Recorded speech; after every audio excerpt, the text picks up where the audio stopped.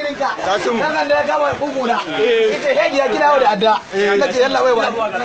farka nawa ina jin ka kana ji ko nan da ya riki kuguna zamanin bariyan nan yace la laifi kan laifi har da adda nace ba adda bace yalla bai kuguna kare daliya kai hegi ya kin bini yan ya je kina kin ya murawa ina jin ku ina karban kida Allah alquran na jin murawa na kudi kake eh wallahi ka ji abin da Buhari yace Buhari yace ba ku da hakuri ba zo tun kwalba kuna ta kuka Allah ba zo tun kwaldin ba ma yanzu albininka yaro na dan gidan yana ya da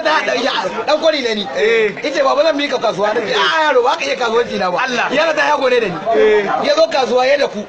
ya gaji ya zo mu koma kasuwa yace baba ma ku ne kai aka na da ce muku ci ma zaune wai ya ce ba ni ba shi ci ma kwanta ne ba lokacin da ya kwanta asibiti no yake Allah alquran ci ma ya ci kudi ne wa yanzu kai baka da lafiya butinariya za su kai ka wallahi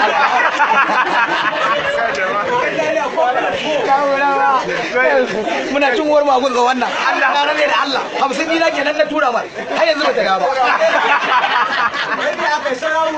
alwira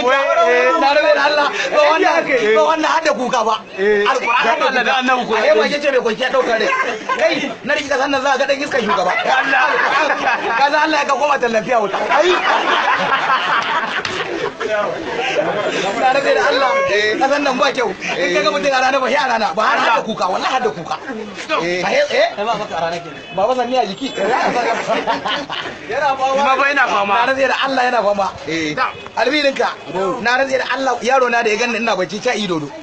kai ba talauci wallahi kai ba talauci ba dodo bane yaro bakin ubanka ne